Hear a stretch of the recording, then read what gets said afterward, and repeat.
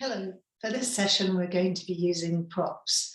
We're going to be using a chair, blocks, strap, bolster if you have them. Of course you can use cushions, and all of these poses can be incorporated into your own yoga practice. If you wish, you can go deeper into the poses. Using props doesn't mean that it makes the pose easier or that we're cheating. It actually means that we're enabling the body to stretch and get the full benefit of the pose. So they're never seen as sort of, oh, those are for beginners or people who can't stretch very far. So do use them. I recommend part of your yoga practice is not just having a mat, but having a couple of blankets, soft cushion, blocks, 2 blocks. I also have half blocks, so 2 half blocks make a full block. Brick blocks, bolster, chair, sofa, something that you can hang on to in your own home practice. So let's begin. First of all, we'll use a block for child pose, Balasana. So coming back onto your mat.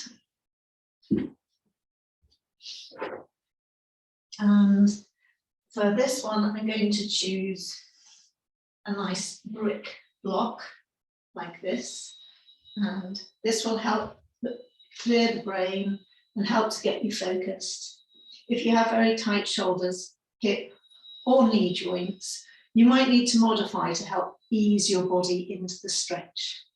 Remember to breathe into all the muscles and joints and surrender to the pose as much as possible, and try not to let distractions come into the mind. If distractions come in and the mind starts thinking and thinking and thinking, just bring the awareness into the body and into the breath, into the pose, and feel how you're feeling. Okay, so forehead to the block and stretch the arms out. Now, depending on your flexibility, you might need 1 block, you might need 2 blocks. Okay, so seeing how you go, nice stretch. You can open out the knees, see what it's like with 1 block, see what it's like with 2 blocks.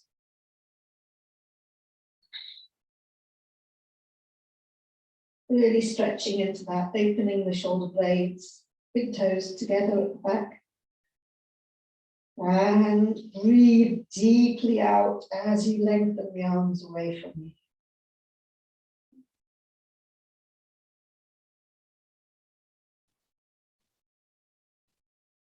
And you might want to see what it feels like with the block and without the block.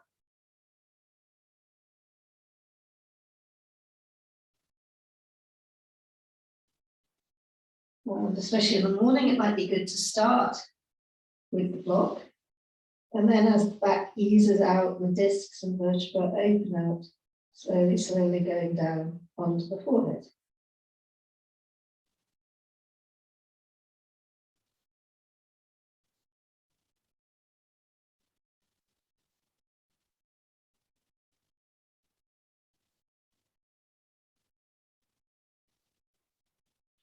Okay.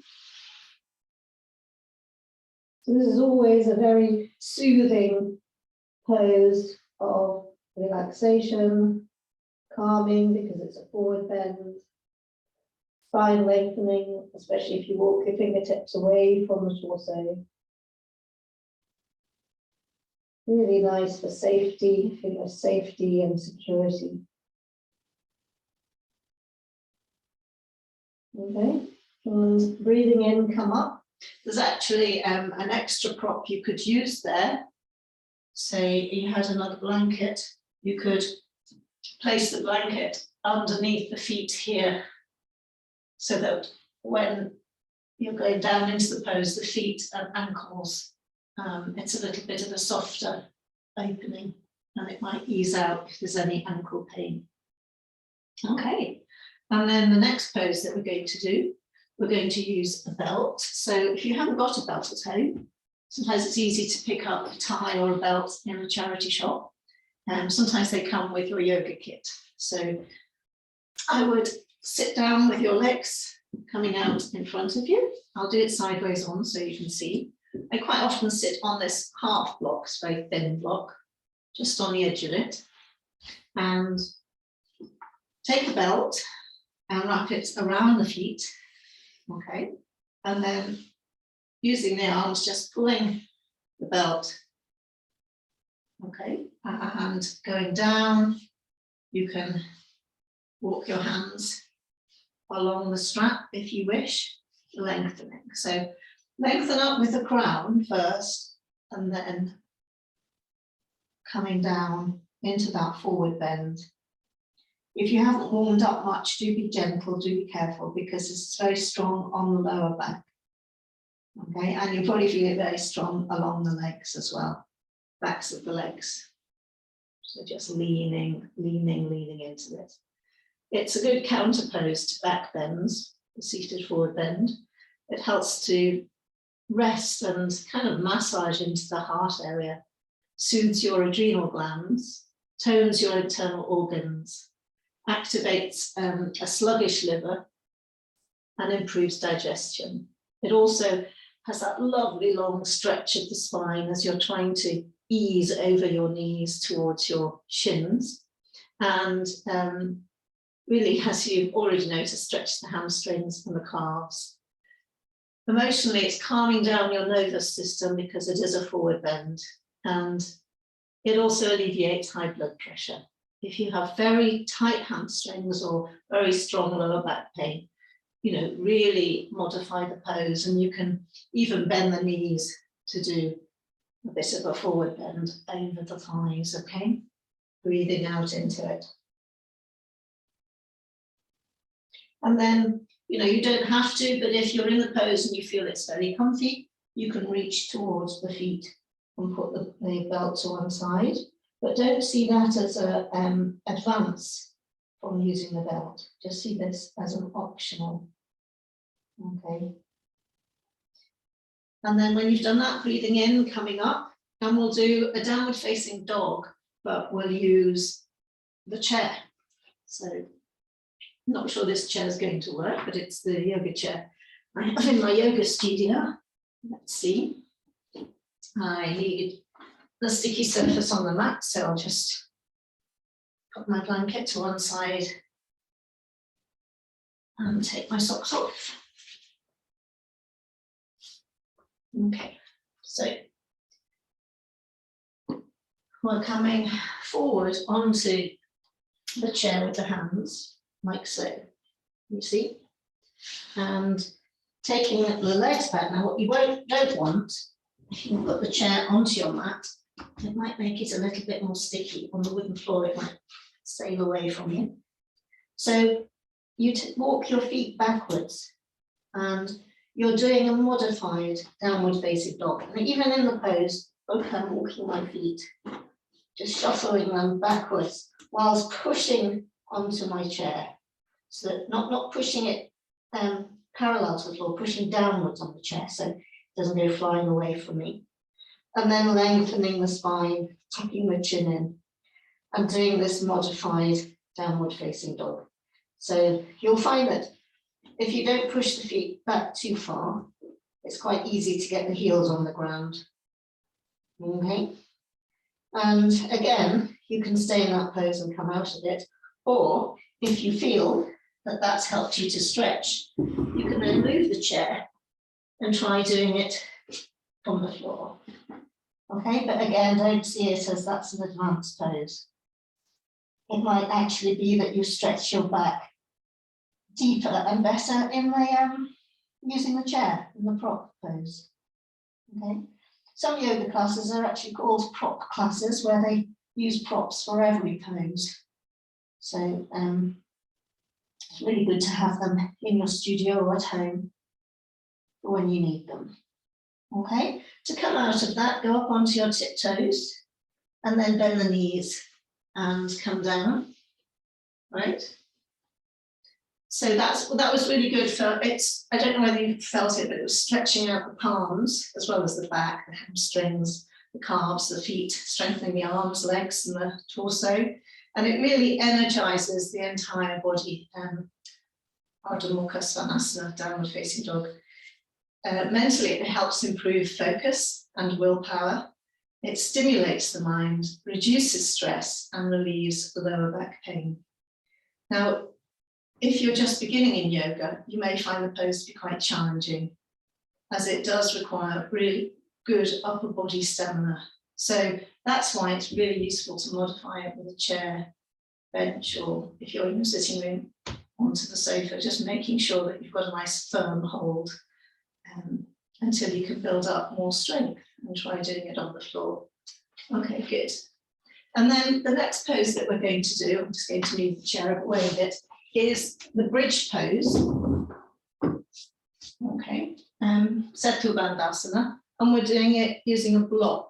And I have different sorts of blocks. I have what we call this brick block, okay, and I have a slightly bigger flat block there. We can sort of line them up so you can see. And I also have ordinary block, which is that shape, and then I have a thinner one of those. Okay, so that's what it looks like, thick and thin.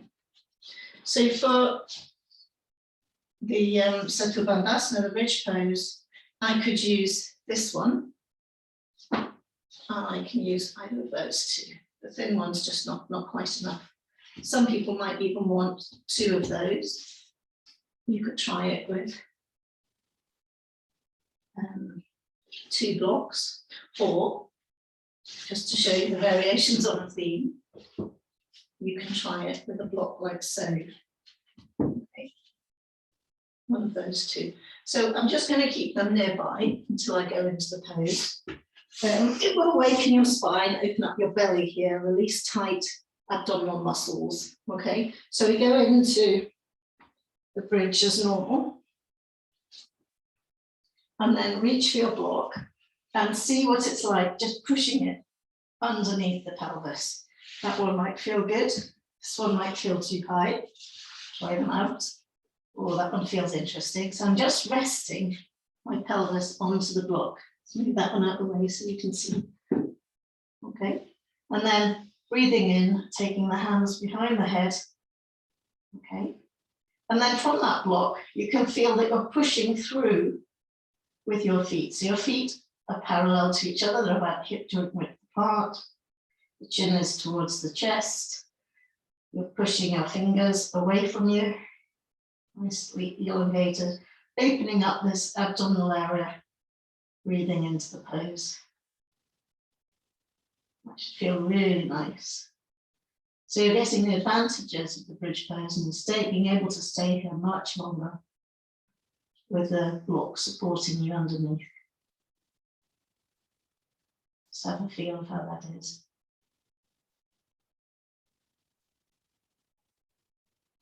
Such a nice pose, I don't think I want to come out of it.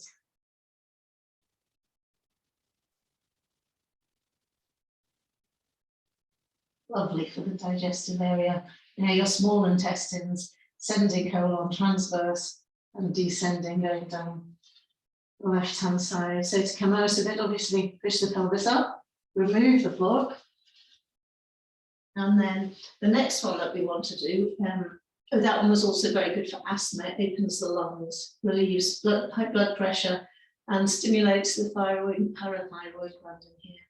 So the next one is the plow, and I'm usually very careful with the plow. I ask my students to have a bench or a sofa so that they can, when they take the legs up and over, they've got something to rest the legs on behind.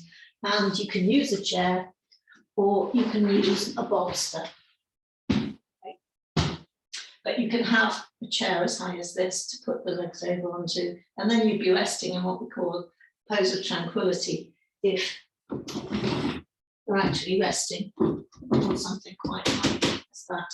But, the tricky bit, as you'll see, is trying to gauge how far away you need to be from your chair.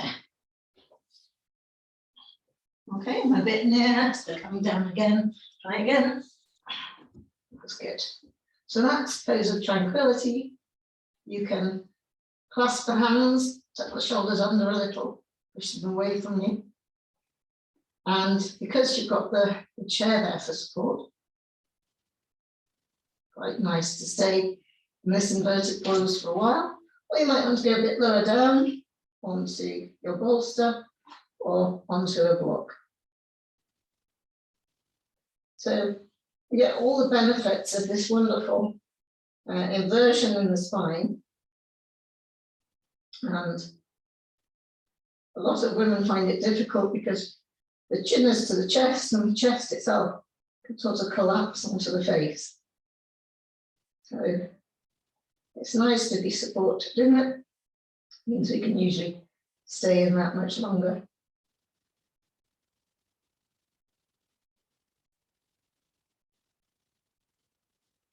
And not only is it easier to stay in, I find that because I'm using blocks and props, it took me a bit of effort to put them in place. I want to stay there because it took time to get into the pose and get everything ready. But to come down, just support the back, bend the knees, start to lower them down to the floor, hold on behind the thighs, no sudden bumps down onto the ground, okay? And be sure to keep the neck and head in alignment. Don't start twisting the head and neck once you're up into the pose, okay? And then the next one we'll use a belt, and it's a modification. It's a chest expansion. So find your belt or tie, and you're going to hold it behind you with your hands. And we're going down to a very easy forward bend. So bend the knees, lowering down, take the belt up, and then you might find that you're quite wide with the belt, or you can rest the belt on your back and see if you can bring the hands closer together, okay, and then push them back behind you. But this way you don't have to have the hands clasped if you're finding that difficult. Remember, you don't have to have the knees locked. That's usually not a good idea. Chin tucked into the chest. Then the advantages of calming, soothing forward bends and semi-inverted, good for the discs of the spine as the weight of the head and the stretch allows the spine to lengthen. Okay, and again, you should feel hopefully quite comfortable. Bend the knees to come out, lower the belt to the back, and then release to the floor. Okay, and then coming down, we're going to do the fish pose, but with a block. So for this one, I think we're going to use this block, more of a brick block, and it's going to go about where the shoulder blades are. So positioning it on your mat, it's like having lots of toys with all these bricks and blocks around. Okay, and because you're going up onto the top of the head, if you have one of these squidgy knee pads, it'd be nice to place that behind the block for the head, just to give it, you don't want the top of your head hard on the floor. So this is really a wonderfully restorative pose. It the fish strengthens the muscles of the upper back, neck and shoulders and helps relieve asthma and stress because it's really opening out the lungs here, and improves your vocal cord area, digestion, posture, and energizes the mind. So let's try. So leaning back, finding, yep, there's the block, comfortable, stretch the legs out, and then lower the head onto the floor.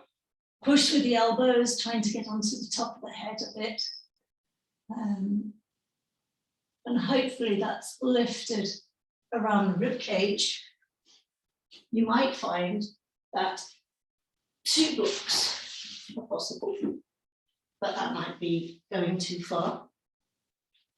This is where you get a sense of, this is not cheating at all. This is making the pose much stronger. 2 blocks, straighten the legs and drop the head. Much, much stronger pose. Okay, but only do what you feel able to do.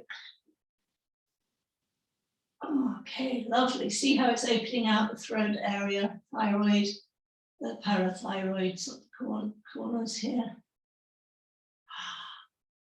Nice. Really opening, and let the shoulders drop down towards the floor. Let the head drop down towards the floor, resting on the top of the head. Again, lovely comfy pose, not one I want to particularly come out of now I'm in it.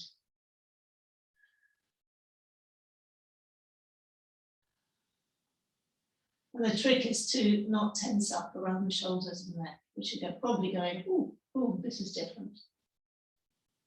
Okay, to come out of it, lift the head. Lift it slow, slow, slow. Use your neck muscles at the same time, creeping the back away, away. So you collapse your tower of blocks, your 1 or 2 blocks, and then move them out of the way. I think that's a super pose. So please do use that as often as you can, especially if you have lung problems. And then it's quite a long sequence today, longer than I thought. We're going to do a standing forward fold, again using blocks. So if you find forward folds, especially in the morning, difficult, you can lengthen up over and down, and I've put 2 blocks there. So I'm just resting comfortably, slowly lowering down, bending the elbows. Okay, and you can position the block any which way you like. And you might find that in doing that, you find it easier to go down to the floor.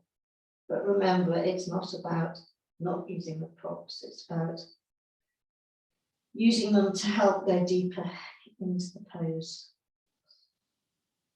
Lovely, so forward bend. So just staying in that a moment, breathing into it. Strengthens your feet, your knees and your thighs, stretches your hamstrings and calves, improves digestion, open up the hip and groin area very strongly, and soothe your nervous system, of course, because it's a forward bend, and really flushes into the face, blood supply coming into the face. Really healthful pose. If you have, lower back problems or brand new to yoga, I would do the bend over onto the chair, not to push your lower back too much. And you could use a couple of blocks going down onto a couple of blocks. Always about taking it easy and gentle and listening to your own body. And then we're going to move on and do the triangle pose with a block. We're nearly at the end. We're doing triangle, and then we're doing a straddle twist. And that's it for today. So triangle, let's use this block, brick block. Okay, and again, for triangle, remember we take leg length width apart. Have the back foot, if this is 12 o'clock, coming that way straight along the end of your mat. These are now, the back toes are coming into about 10:30. Okay, just bend the front knee to get the knee past that second toe, and then coming down. Oh no, sorry, breathe in, lift. I want the abdominal area here to here, nice and warm. Lift the abdominal area up, lift the rib cage up away from the waist, come down, and then comfortably position that block so that you can have straight legs. Okay. Lovely. And that front knee is straight. The reason we did the knee bends, the knee check, was to get the pelvis in the right position. So again, you could stay in that pose at home comfortably for a while. It's not too difficult. You can use the block on lengthways like so, or on the side of the block, going down a little bit deeper, depending on how your body feels at this moment in time. And then turn and do the same to the other side. Turn the back foot in, position the block, then the front knee, so it's going over the second toe, and that gets the pelvis in position properly. And then lift up, lift the rib cage up and over, and down we go into Asana, the triangle, using this block. So again, I'm on the long side of the block, upright. And you can look up to the heavens if you feel stable enough. Just checking that that top shoulder isn't coming over the chest, that it's back.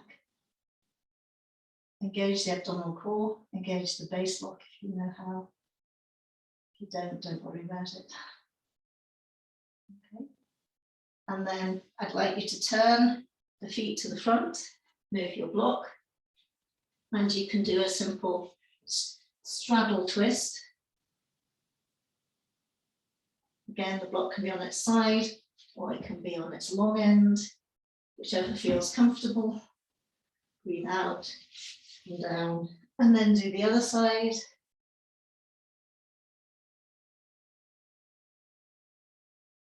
And breathe out and come down, and then heel toe, the feet together. So obviously all those poses can be done for longer.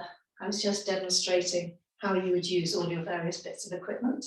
So I hope you enjoyed it. Thank you. I enjoyed teaching it.